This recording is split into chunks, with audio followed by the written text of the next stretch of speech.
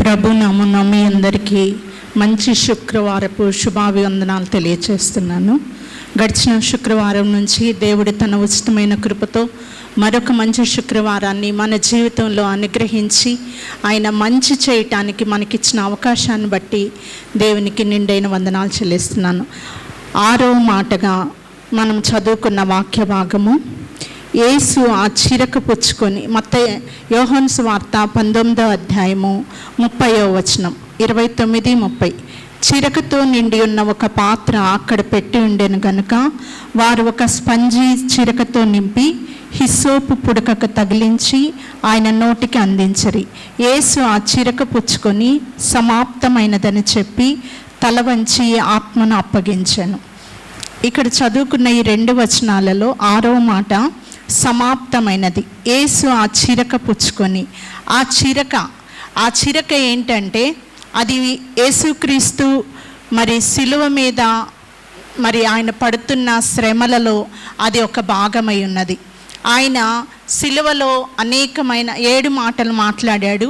ఆకాశానికి భూమికి మధ్యలో ఆయన వేలాడుతూ పలికిన మాటల్లో మొదటి మాటన క్షమాపణ, 2వ మాట పాప క్షమాపణ, 3వ మాట బాధ్యత, 4వ మాట తండ్రితో ఎడబాటు, 5వ మాట దప్పిగొనుచున్నాననటం, 6వ మాట సమాప్తమైనది. It is finished.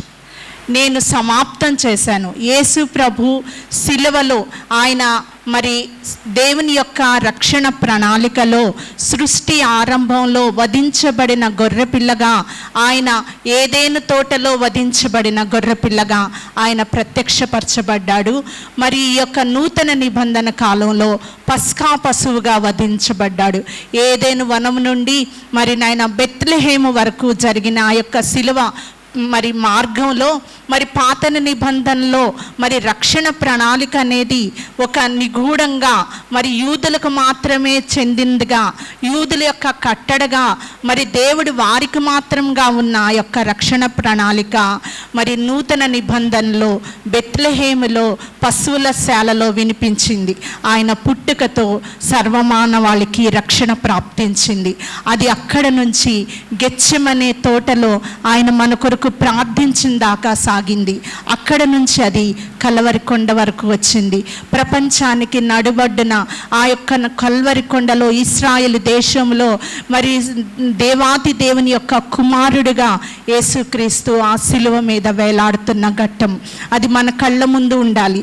అది మంచి శుక్రవారం అనేది ఈ ఒక్క రోజుతో జరిగిపోయేది కాదు. మన జీవిత పర్యంతం, మన జీవిత కాలం ఆ సిలువ కార్యం మన ముందు ప్రత్యక్షం కాబడుతూ ఉండాలి. ఆయన పొందిన నరకయాతన, ఆయన సిలువ, బైబిల్ మొత్తాన్ని ఒక వాక్యంలో గనక మనం చెప్పుకోగలిగితే, యేసు నిన్ను ప్రేమించి నీ కొరకు చనిపోయెను. ఆయన సిలువలో చనిపోయి ప్రాణం పెట్టాడు. ఆయన ఒక గ్రేట్ డిక్లరేషన్ ఇస్తున్నాడు, నేను సమాప్తం చేశాను, సమాప్తమైనది. ఆయన దేనికి సమాప్తం చేశాడు? ఆయన చిరకని ఎందుకు పుచ్చుకున్నాడు? ఆ చిరక ఏది సాదృశ్యమై ఉన్నదంటే, నిర్గమకాండం 12వ అధ్యాయం 22వ వచనంలో వారు పస్కా పశువును వధించేటప్పుడు ఆ గొర్రెపిల్ల రక్తాన్ని చిందించినప్పుడు హిస్సోపుతో ఆ యొక్క రక్తాన్ని ముంచి దానిని వారి ఇంటి ద్వారబంధకాల మీద రాసుకోవాలి. అది రాసుకున్నప్పుడు ఆ ఇంటి నుంచి ఎవరైతే బయటికి రారో వారు రక్షింపబడతారు. మరణ సంహారపు దూత వారిని దాటిపోతుంది. హిస్సోపు ఒక చేదైన ఒక చెట్టుకు సాదృశ్యంగా ఉంది. అది ఒక చేదు చిరకను మరి అక్కడ దేవుడు తాగినట్లుగా అక్కడ ఒక సింబాలిక్గా అక్కడ హిస్సోపును మనం చూస్తున్నాం. ఆది కాండంలో ఉంది, నిర్గమకాండంలో ఉంది, లేవి కాండంలో 14వ వచనం 6వ వచనంలో చూస్తే కుష్టి వ్యాధి కలిగిన వాళ్ళకి వాళ్ళ యొక్క పాపము నుంచి పవిత్రత పొందటానికి, ఆ యొక్క పాపపు దోషం కొట్టివేయబడటానికి హిస్సోపుతో వాళ్ళ యొక్క మరి గువ్వలను వాళ్ళ పావురాలను పారి నీళ్ళ మీద వారు పెట్టినప్పుడు హిస్సోపుతో దానిని ముంచి ఆ రక్తము కుష్ఠరోగం కలిగిన వ్యక్తి మీద జల్లినప్పుడు వారికి యొక్క పాపం నుంచి ప్రాయశ్చిత్తం కలుగుతుంది. పరిశుద్ధుడైన దేవుణ్ణి పాపం లేని దేవుడికి, ఆ పాపముకి వెల చెల్లించిన ఆ దేవుణ్ణి అక్కడ వాళ్ళు దేవుణ్ణి అవమానిస్తూ హిస్సోపు పుడకకు తగిలించి ఆయన నోటికి అందించినట్లుగా చూస్తాం. అదేవిధంగా కీర్తన గ్రంథంలో 51వ అధ్యాయం 7వ వచనంలో దావీదు మహాభక్తుడు చెప్తాడు, హిస్సోపుతో నన్ను కడుగుము, నా పాపం పోవునట్లు నన్ను కడుగుము, తెల్లగా నన్ను కడుగుము అంటాడు. అదేవిధంగా హెబ్రీలకు రాసిన పత్రిక 9వ అధ్యాయం 13వ వచనం ఒక్కసారి చూస్తే, హెబ్రీలకు రాసిన పత్రిక 9వ అధ్యాయము 19వ వచనం.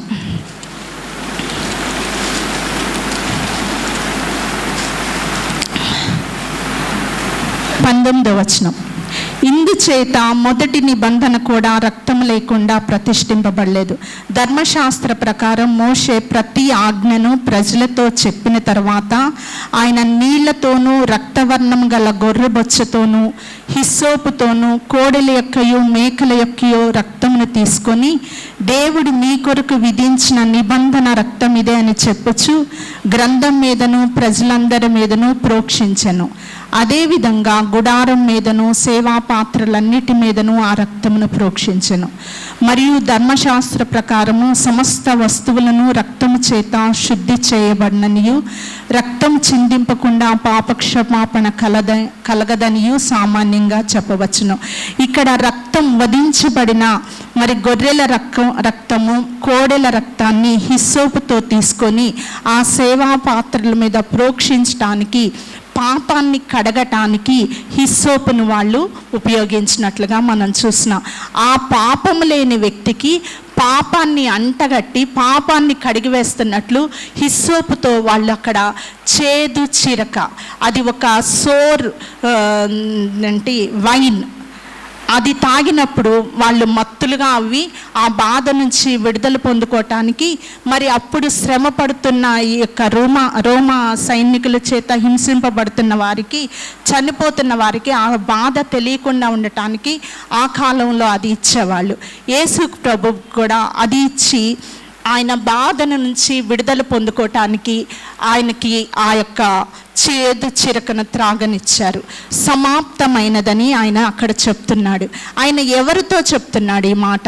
సమాప్తం చేశానని. ఎందుకు చెప్తున్నాడు? మరి మనం కొన్ని విషయాలు మనం చూసుకుంటే ఆయన తండ్రి అయిన దేవునితో చెప్తున్నాడు, నీవు నాకు అప్పగించిన పనిని నేను ముగించి ఉన్నాను. యేసు ప్రభు వారు సిలువ మరణానికి ముందు యోహాను సువార్త 17వ అధ్యాయంలో చేసిన ప్రార్థనలో ఆయన చెప్తాడు. యోహాను సువార్త 17వ అధ్యాయం 4వ వచనంలో, చేయుటకు నీవు నాకు ఇచ్చిన పనిని సంపూర్ణంగా నెరవేర్చి భూమి మీద నిన్ను మహిమపరిచితిని. భూమి మీద నేను నిన్ను మహింపరచడానికి నీవు నాకు ఒక పనిని అప్పగించావు, నాకు ఒక టాస్క్ ఇచ్చావు. నేను ఒక పని కొరకు, ఒక ఉద్దేశం కొరకు, ఒక ప్రణాళిక కొరకు దేవుడు డిజైన్ చేసిన దాన్ని ఎగ్జిక్యూట్ చేయటానికి, దేవుడు తలంచిన దాన్ని ఈ లోకంలో ఇంప్లిమెంట్ చేయటానికి ఆయన శరీరధారిగా మరి కృపా సత్య సంపూర్ణుడుగా మన మధ్య నివసించాడు. ఆయన చేసిన యొక్క దేవుని యొక్క చిత్తాన్ని నెరవేర్చడానికి ఆయన వచ్చినట్లుగా మనం చూస్తున్నాం. అంతేకాకుండా లూకా సువార్తలో కూడా తన తండ్రితో, ఆయన తల్లితో చెప్తాడు, అమ్మా నేను నా తండ్రి పని మీద ఉన్నానని నీకు తెలియదా? తండ్రి పని మీద ఆయన ఈ లోకానికి వచ్చినట్లుగా మనం చూస్తున్నాము. యేసు ప్రభు మరి తండ్రితో చెప్తున్నాడు, నీవు నాకు ఏదైతే నన్ను నమ్మి నాకు అప్పగించావో ఒక బాధ్యత, దానిని నేను చేశాను, నా పనిని నేను ముగించాను, కాబట్టి ఇట్ ఈస్ ఫినిష్డ్. నీవు నాకు అప్పగించిన పనిని నేను ముగించాను. అంతేకాకుండా ఆయన అనేక వందల సంవత్సరాల నుంచి లేఖనాలలో ప్రవక్తల ద్వారా ప్రవచించబడిన వాగ్దానాల నెరవేర్పును ఆయన ముగించాడు సిలువలో. It is finished. అనేక వందల యెషయా భక్తుడు మరి యేసుక్రీస్తు యొక్క పుట్టుకకు ముందే యేసుక్రీస్తు యొక్క రాకడ గురించి, శిలువ మరణాన్ని గురించి ప్రవచించాడు. అతడు దౌర్జన్యము నొందెను, అతడు నోరు మెదపలేదు, గొర్రె బొచ్చు కత్తిరించి వాని ఎదుట గొర్రె మౌనంగా ఉన్నట్లు ఆయన మౌనంగా ఉన్నాడు, వదకు తేబడిన గొర్రె పిల్లగా ఆయన అక్కడున్నాడు అని ఏ యొక్క ప్రవక్తలు ప్రవచించారో అనేక గ్రంథాల్లో ఆ ప్రవక్తల యొక్క ప్రవచనాలు నెరవేర్పు జరిగింది. యేసుక్రీస్తు రక్షకుడుగా, ప్రభువుగా ఈ లోకంలో పుట్టి అవతరించి శిలువ మరణాన్ని ఆయన పస్కా పశువుగా వధించబడిన గొర్రెపిల్లగా ఆయన అక్కడ అప్పగించబడి, మరి ఆ యొక్క రోమా సైన్యపు యొక్క పాషాణ హృదయం, కఠినమైన హృదయం, పాపము యొక్క మరి ఉగ్రత ఎంత భయంకరంగా ఉంటుందో యేసులో మనం చూస్తాము. యేసు యొక్క రూపం కోల్పోయింది, సురూపమైనను సొగసైనను లేనివాడిగా, మనుషులు చూడనల్లని వాడిగా, వ్యసనాక్రాంతుడిగా, వ్యాధిని అనుభవించిన వాడిగా, ఉమ్మివేయబడిన వాడిగా, అవమానించబడిన వాడిగా, తృణీకరించబడిన వాడిగా, హేళన చేయబడిన వాడిగా, మనం ఈ లోకంలో ఎలాంటి అవమానాన్ని అయితే మనం ఫేస్ చేస్తున్నామో దాన్నంతటిని ఆయన సిలువలో భరించాడు, నీ కొరకు నా కొరకు. అది నేను ముగించాను అని సెలవిస్తున్నాడు అక్కడ. అంతేకాకుండా ఆయన ఏం చెప్తున్నాడంటే, సాతాను అనేక సార్లు ఆయన్ని సిలువకు అప్పగించకుండా ఉండాలని, ఆ రక్షణ ప్రణాళిక నుంచి ఆయన్ని తప్పించాలని, ఆయన యొక్క సిలువను ఎక్కకుండా ఆయన చేయాలని ఆయన కార్యానికి అనేక సార్లు అడ్డు వచ్చింది. సాతానుతో చెప్తున్నాడు, నేను దేవుడు నాకు అప్పగించిన పనిని నేను ముగించాను. విజయోత్సాహంతో చెప్తున్నాడు, ఇది ఒక విజయపు కేక, ఇది ఒక declaration, great declaration, it is finished. నేను సాతానికి వెల చెల్లించాను. అంతేకాకుండా అన్యులుగా ఉంటున్న మనకు, జెంటైల్స్గా ఉంటున్న మనకు, మరి రక్షణ యూదులకు మాత్రమే దేవుడు, యూదులకు మాత్రమే దేవుడుగా ఉన్న ఆయన ఎఫెసీయులకు రాసిన పత్రిక 2వ అధ్యాయం 14వ వచనంలో మన మధ్య అడ్డుగోడను తొలగించడం జరిగింది. ఎఫెసీయులకు రాసిన పత్రిక 2వ అధ్యాయం 14వ వచనం 15 ఒకసారి చదువుకుందాం.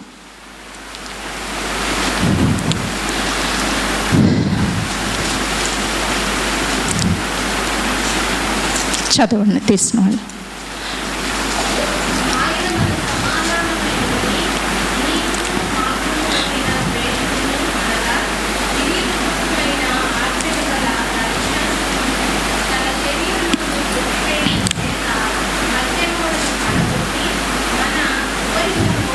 మన ఉభయులను ఏకం చేసిన ఆయన మన సమాధానమై ఉండి మీకును మాకును ఉండిన ద్వేషమును, అనగా విధి రూపకమైన ఆజ్ఞలు గల ధర్మశాస్త్రమును తన శరీరమందు కొట్టివేయట చేత మన మధ్య గోడను పడగొట్టి మన ఉభయులను ఏకం చేసెను. ఇట్లి సంధి చేయొచ్చు ఈ ఇద్దరిని తన యందు ఒక నూతన పురుషునిగా సృష్టించి తన సిలువ వలన ద్వేషమును సంహరించి తన ద్వారా వీరిద్దరిని ఏక శరీరంగా చేసి దేవునితో సమాధానపరచవలని ఇలాగు చేసెను కనుక ఆయనే మనకు సమాధాన కారకుడై ఉండెను. మరియు ఆయన వచ్చి దూరస్తులైన మీకును సమీపస్తులైన వారికిని సమాధాన సువార్తను ప్రకటించెను. 19వ వచనంలో, కాబట్టి మీరిక మీదట పరజనులను పరదేశులనై ఉండక పరిశుద్ధులతో ఏకపట్నస్తులను దేవుని ఇంటి వారునై ఉన్నారు. మరి మనకి పరదేశులంగా, మరి అన్యులంగా, మరి దేవుని ఎరగని ప్రజలంగా ఉంటున్న మనకు విధి రూపకమైన ఆజ్ఞలు గల ధర్మశాస్త్రాన్ని ఆయన యొక్క శరీరం అందు కొట్టివేసి, విధి రూపకమైన ఆజ్ఞలు గల ధర్మశాస్త్రాన్ని మరి కొలసీలకు రాసిన పత్రికలో ఉంటుంది, ఆయన మేకులతో సిలువకు కొట్టి దా చేవ్రాతను తుడిచివేసి అని. ఒకసారి అది చూద్దాం. కొలసీలకు రాసిన పత్రిక, కొలసీలకు రాసిన పత్రిక 2వ అధ్యాయం 15వ వచనం. మరియు అపరాధము వలనను శరీరమందు సున్నతికి పొందక ఉండుట వలనను మీరు మృతులై ఉండగా దేవుడు వ్రాతరూపకమైన ఆజ్ఞలు గల మన మీద రుణముగాను మనకు విరోధముగాను నుండిన పత్రమును మేకులతో సిలువకు కొట్టి దాని మీద చేవ్రాతను తుడిచివేసి మనకు అడ్డం లేకుండా దాన్ని ఎత్తివేసి మన అపరాధములన్నిటినీ క్షమించి ఆయనతో కూడా మిమ్మను జీవింపచేసెను. ఎప్పుడైతే సాతాను మన జీవితంలో మన పాపాన్ని మనకు చూపించి, మన దోషాన్ని, మన యొక్క శాపాన్ని మనకు చూపించి మనల్ని కించపరుస్తూ ఉంటుందో, మనల్ని కృంగదీస్తూ ఉంటుందో, మనల్ని నిరుత్సాహపరుస్తూ ఉంటుందో, మనల్ని బాధ పెడుతూ ఉంటుందో, అప్పుడు మనం ఈ వాక్యాన్ని ఎత్తి మనం చెప్పాలి. నా మీద రుణంగా ఉన్న పత్రాన్ని నా దేవుడు చేవ్రాతతో తుడిచివేశాడు. నేను మృతమైన నన్ను ఆయన సజీవులుగా, ఆయనతో కూడా మిమ్మను జీవింపచేశాడు. చచ్చిపోయిన మనల్ని, పాపముల చేత అపరాధముల చేత చచ్చిన స్థితిలో ఉన్న మనల్ని యేసు రక్తము వలన ఆయన మనల్ని తిరిగి ఆయనలో మనల్ని జీవింపచేస్తున్నాడు. మృతులైపోయిన మన యొక్క శరీరాన్ని కానీ, మన యొక్క ఆశలు కానీ, మన ఉద్దేశాలు కానీ ఏమైనా చనిపోయి ఉన్నాయి అని మనం అనుకుంటున్నామేమో, వాటన్నిటినీ తిరిగి జీవింప చేయటానికి ఆయన శక్తిమంతుడుగా, ఆయన సజీవుడుగా ఆయన ఉన్నాడు. మరణాన్ని జయించిన దేవుడుగా ఆయన ఉన్నాడు. ఆయన మరి అలాంటి ఆ యొక్క మరణం అనే మరణాన్ని ఆయన కొట్టివేశాడు. మరణమా నీ ముల్లెక్కడ, ముళ్ళుని ఆయన విరిచాడు.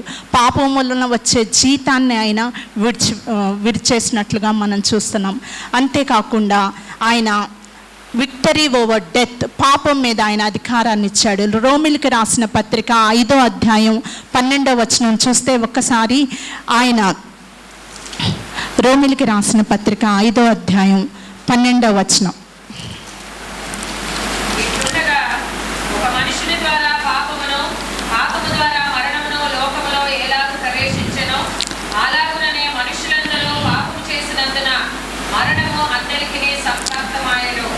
Thank you. మరణమును లోకములో ఎలాగ ప్రవేశించినా అలాగే మనుషులందరూ పాపం చేసినందున మరణం అందరికీ సంప్రాప్తి. ఆ మరణపు ముళ్ళను యేసు సిలువలో విరిచేశాడు. ఆయన సజీవుడై తిరిగి లేచి ఆయన యందు విశ్వాసం ఉంచిన వారు కూడా తిరిగి లేస్తారు అని ఒక నిశ్చయితను యేసు ప్రభు మనకు కలిగించాడు. మనకు ముందుగా ఆయన తిరిగి లేచాడు. పునరుద్ధానపు శక్తి కలిగిన దేవుడుగా, మరణం మీద విక్టరీ ఓవర్ డెత్. అంతేకాకుండా ఆయన ప్రేమను సిలువలో ఆయన చూపించాడు. తన ప్రాణాన్ని ఇష్టపూర్వకంగా ఆయన అప్పగించాడు. ఆయన తన యొక్క లైఫ్ని లవ్వింగ్గా, విల్లింగ్గా, విక్టోరియస్గా అప్పగించాడు. ఆయన ఎవ్వరు కూడా ఆయన బలవంతం చేయలేదు ఇవ్వమని. మరి మనం చూస్తే మరి యోహాను సువార్త 3వ అధ్యాయం 16వ వచనం, దేవుడు లోకాన్ని ఎంతో ప్రేమించాడు కాబట్టి తన ప్రియకుమారుని మనము నశింపక నిత్య జీవాన్ని పొందుకోవటానికి ఆయన అనుగ్రహించినట్లుగా మనం చూస్తాం. మన మీద ఉన్న మరణాన్ని ఆయన కొట్టివేశాడు. మన మీద ఉన్న శాపాన్ని ఆయన తొలగించాడు. మనకి దేవునికి ఉన్న దూరాన్ని ఆయన తొలగించినట్లుగా మనం చూస్తున్నాం. అంతేకాకుండా మరణం వలన వచ్చే ఆ యొక్క మరి మొదటి ఆదాము ఏ విధంగా పాపం పండును తిని పాపాన్ని మూటగట్టుకుని సర్వ ప్రపంచానికి, మానవాళికి అందరికీ పాపాన్ని ఏ విధంగా అప్పగించాడో, రెండవ ఆదామైన యేసుక్రీస్తు తన శరీరాన్ని తినటం ద్వారా, మొదట పాపం రావటం తినటం వలన లోకంలోకి మరణం ప్రాప్తించింది. యేసు ప్రభువుని మనం తినటం వలన నిత్య జీవాన్ని మనం పొందుకోవటానికి ఆయన ఇచ్చిన మార్గం కొరకు దేవుణ్ణి ఒకసారి మనం స్తుతిద్దాము. హల్లెలూయా. ఆయన మనకు ఒక నిత్య జీవాన్ని, ఆయన శరీరాన్ని, ఆయన యొక్క రక్తాన్ని మనం ఎప్పుడైతే తీసుకుంటామో, ఆ బల్లలో ఎప్పుడైతే పాలు పొందుకుంటామో, నా రక్తం తిని నా రొట్టెను తిని వారు నిత్య జీవానికి పాత్రలవుతారు, అంత్య దినాన నేను వానిని లేపుతానన్నాడు. దేవుడు ఆ కార్యాన్ని కూడా ముగించినట్లుగా మనం చూసినాం. అంతేకాకుండా ఆయన మన యొక్క శరీర బాధలకు, ఆయన పొందిన దెబ్బల ద్వారా మనకు స్వస్థత. ఆయన నలగగొట్టబడ్డాడు. యెషయా గ్రంథము 53వ అధ్యాయం 5వ వచనంలో ఆయన పొందిన దెబ్బల ద్వారా మనకు స్వస్థత. బాడీలీ హీలింగ్, మన యొక్క శరీరానికి కావలసిన ప్రతి విధమైన ఆరోగ్యాన్ని ఆయన యొక్క రక్తములో స్వస్థత ఉన్నది, ఆయన వాక్కులో స్వస్థత ఉన్నది, ఆయన మాటలో స్వస్థత ఉన్నది. ఆయన పలికితే చాలు స్వస్థత కలిగింది, స్వస్థతను చేకూర్చినట్లుగా మనం చూస్తున్నాం. అంతేకాకుండా ఆయన మరి దేవునికి మనకి ఉన్న దూరాన్ని తీసివేసి మనకి ఒక పీస్ బాండ్, ఒక పీస్ మేకర్గా ఆయన మన మధ్యలో ఉండి మనకు సంధిని కుదిర్చిన వ్యక్తిగా, మన అపరాధములు మనల్ని కృంగదీస్తూ ఉండగా దేవుని దగ్గరకు వెళ్ళి, ప్రభా నీ రక్తంతో నన్ను కడుగు ప్రభా, నీ రక్తంతో నన్ను క్షమించు ప్రభా అని ఆయన్ని మనం అడిగినప్పుడు ఆయన మనల్ని తన బిడ్డలుగా అంగీకరించి వారందరికీ కూడా ఆయన సమీపంగా ఉన్న దేవుడు. ఆ దేవుడిని నీవు అంగీకరిస్తున్నావా? ఆయన సిలువలో మరి మన కొరకు మరి ఆయన గాయం పొందబడ్డాడు. మరి అంతేకాకుండా ఆయన సిలువలో మీ దుఃఖ దినములు సమాప్తములగును, యెషయా గ్రంథము 60వ అధ్యాయంలో మరి ఆయన చెప్తున్నాడు, 20 మీ దుఃఖ దినాలు నేను సమాప్తం చేస్తాను, మన కన్నీటిని ఆయన తుడిచివేస్తానంటున్నాడు, మన పాపములకు వెల చెల్లిస్తానన్నాడు. మరి సమస్తాన్ని ఆయన సిలువలో చేసి ఒక గొప్ప డిక్లరేషన్, నేను ఇట్ ఈస్ ఫినిష్డ్, నేను మీ మీద ఉన్న రుణాన్ని కొట్టివేశాను, మీ శాపాన్ని కొట్టివేశాను, మీ మీదకు వస్తున్న తీర్పును నేను తొలగించాను, సమస్తాన్ని నేను మీ కొరకు చేశాను, మీరు చేయవలసింది కేవలం నా యందు విశ్వాసం ఉంచండి. ఈరోజు యేసుక్రీస్తు సిలువలో శ్రమ నొందింది, ఆయన యొక్క గాయపరచబడింది నీ పాపాలు నా పాపాల కొరకు. అంతేకాకుండా ఆయన పాపాలు నీకు ఆయనకు అడ్డుగా వస్తే ఆ యొక్క పాపాలు రక్షింపనేరకు ఉన్నట్లు ఆయన చెవులు మందం కాలేదు, విననేరకు ఉన్నట్లు ఆయన చెవులు మందం కాలేదు, రక్షింపనేరకు ఉన్నట్లు ఆయన హస్తం కురుచు కాలేదు. నీ పాపములు ఆయనకి నీకు మడ్డిగా వచ్చినాయేమో. ఆయన చనిపోయినప్పుడు దేవాలయపు తెర అడ్డముగా చిరిగినట్లు మనం చూస్తున్నాము. మరి అతి పరిశుద్ధ స్థలంలోకి, యాజకులు మాత్రమే ప్రవేశించే స్థలంలోకి మనకి దేవుడు ప్రవేశాన్ని ఇచ్చాడు.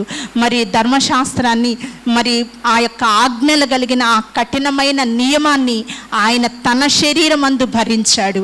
ఆ యొక్క ధర్మశాస్త్రం వలన వచ్చే ఆ యొక్క ఉగ్రత నుండి ఆయన మనల్ని తప్పించినట్లుగా మనం చూస్తున్నాం. అతి పరిశుద్ధ స్థలంలోనికి మనకు ప్రవేశాన్ని ఇచ్చాడు. ఆయన దేహం అంతా మానవుల కొరకు అప్పగించబడింది. ఆయన శిరము ముళ్ళ కిరీటాన్ని భరించింది. మనం చేసిన అపవిత్రమైన క్రియలకు ఆయన ముళ్ళు గుచ్చుకున్నాడు. ఆయన యొక్క ముళ్ళు మరి నీ యొక్క ఆలోచనలు, నీ చెడ్డ ఆలోచనలు, నీ తలంపులు మరి అటు ఇటు కొట్టుకుపోతుంటే యేసు నా యొక్క ఆలోచనల కొరకు ముళ్ళు కుట్టించుకున్నాడని నీవు ఆ యొక్క ముళ్ళను ఆయన గుర్తు చేసుకోవాలని ఆయన తలకు ముళ్ళ కిరీటం భరించాడు. చెక్కెళ్ళు రోమా సైన్యపు అరిచేతి దెబ్బలకు అప్పగించాడు. ముఖము ఉమ్మివే వారికి అప్పగించాడు. భుజము సిలువను మోసింది. చేతులు మేకులు కొట్టబడ్డాయి. కన్నులు యెరూషలేము కొరకు విలపించినాయి. నీవు కూడా ఒకవేళ రక్షింపబడకుండా ఆయన ఇచ్చిన రక్షణ ప్రణాళికను తృణీకరిస్తూ ఆ యొక్క దొంగ మరి ఏ విధంగా, మరి ఇద్దరు దొంగల్లో ఒక దొంగకి చేతికి అందే విధంగా రక్షణ ఉంది, ఒక దొంగ తర్కాన్ని ఉపయోగించి దాన్ని తృణీకరించాడు. ఆయన జీవితంలో మంచి శుక్రవారం అనేది లేకుండా బ్యాడ్ ఫ్రైడేగా ఆయన జీవితంలో మిగిలిపోయింది. నువ్వు గనక ఆయన యొక్క రక్షణ కార్యం, ఆయన సిలువ కార్యం, ఆ సిలువ మీద ఆయన చూపుతున్న ప్రేమ నిన్ను తాకకపోతే ఈ మంచి శుక్రవారం నీ జీవితంలో మంచి శుక్రవారం కాదు. నీవు ఆయన చేసిన రక్షణ ప్రణాళికను నీ హృదయంలో అంగీకరించు. ఆయన చెవులు సిలువలో చేసిన దొంగ ప్రార్థన వింది. ఆయన నడుము నీ కొరకు బానిసగా తువాలు చుట్టుకొని నీ కొరకు సర్వెంట్హుడ్ని ఆయన చేశాడు. ఆయన వీపు పిడిగుద్దలు గుద్దటానికి కొరడా దెబ్బలకు అప్పగించబడింది. మోకాళ్ళు నీ కొరకు ప్రార్థించిని. ఆయన దేహము సిలువ వేయబడగా నోరు చేదు చిరకను పడెను. చర్మము చెమట రక్తం బిందువుగా ఆయన శరీరంలోని ఎవ్రీ సింగిల్ సెల్ రక్తం కార్చింది నీ కొరకు, నా కొరకు. ఆ యొక్క మన పాపం కొరకు మనం పశ్చాత్తాపడతాం. సమస్తాన్ని ఆయన ముగించాడు. ఒక గ్రేట్ డిక్లరేషన్ ఆయన ఇస్తున్నాడు. సమస్తము నీ కొరకు నేను చేశాను, సమస్తాన్ని సమాప్తిపరిచాను. నీవు నన్ను విశ్వసిస్తావా? నీ జీవితంలో మంచి శుక్రవారాన్ని నీవు అనుభవిస్తావా? యేసు ఇచ్చే రక్షణ పొందుకుంటావా? దేవుడు ఈ యొక్క మధ్యాహ్న సమయంలో మనల్ని అడుగుతున్నాడు. I have executed the great design of God. I have satisfied the demands of His justice. I have completed all that is written in scriptures. I have done everything for you. నీ కొరకు నేను సమస్తాన్ని చేశాను, నువ్వు నా కొరకు ఏం చేస్తున్నావు? ఆయన ముగించిన ఆయన ప్రేమ రాజ్యాన్ని చాటే వారంగా మనం ముందుకు వెళుతూ నిత్యత్వంలో ఆయన చేరు పర్యంతం ఆయన కృప మనందరికీ తోడయుండునుగాక. దేవుడి మాటను దీవించునుగాక.